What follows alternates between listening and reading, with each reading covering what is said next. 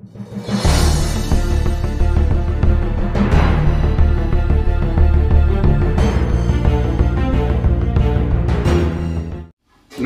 मित्रमैत्रिणींनो, राज्य कर्मचाऱ्यांचे 7व्या वेतन आयोगाचे उर्वरित हप्ते अदा करण्यासाठी निधी वितरित करण्यास अधिवेशनात मंजुरी।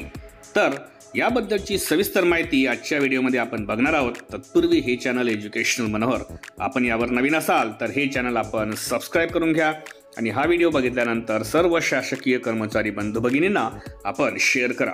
चला तर मग याबद्दलची सविस्तर माहिती आता आपण बघून घेऊया।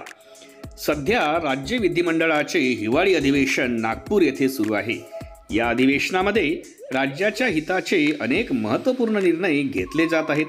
तसेच राज्यातील कर्मचाऱ्यांच्या विविध मागण्यांवर तोडगा देखील काढण्यात येत आहे। महाराष्ट्र राज्य कर्मचाऱ्यांना 7व्या वेतन आयोगाचा पहिला, दुसरा, तिसरा व चौथा हप्ता अदा करण्याबाबत यापूर्वीच शासन निर्णय निर्गमित करण्यात आलेले आहेत।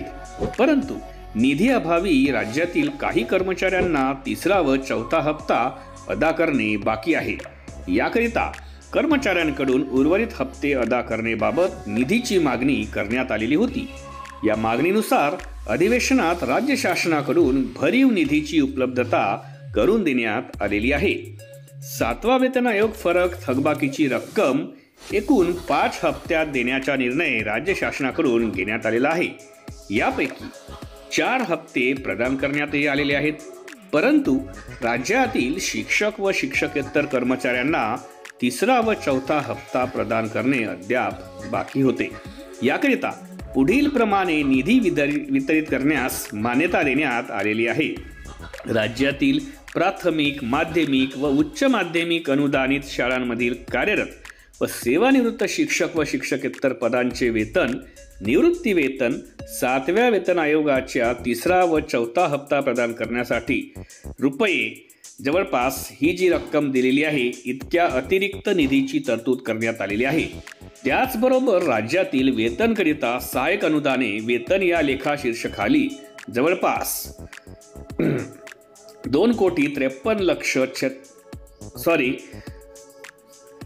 25,33,684 रुपये इतका निधी वितरित करण्यास मान्यता देण्यात आलेली आहे। त्याचबरोबर मागणीनुसार अशासकीय माध्यमिक शाळांमध्ये जादा तुकड्या उघडणे अनिवार्य, सहाय्यक अनुदाने वेतन या लेखा शीर्षकाखाली जवळपास 16,56,173 इतका निधी वितरित करण्यास मंजुरी देण्यात आलेली आहे। आता या संदर्भात अधिवेशनात मंजुरी देण्यात आलेले जे निधी पूर्तता माहिती पत्रक आहे ते पुढील प्रमाणे आपण पाहू शकता। तर हे ते माहिती पत्रक आहे बघा। यामध्ये अशा पद्धतीने पूरक मागण्यांमध्ये हेड ऑफ अकाउंट्स अँड डिटेल्समध्ये ते निधी वितरित करण्यात आलेले आहेत।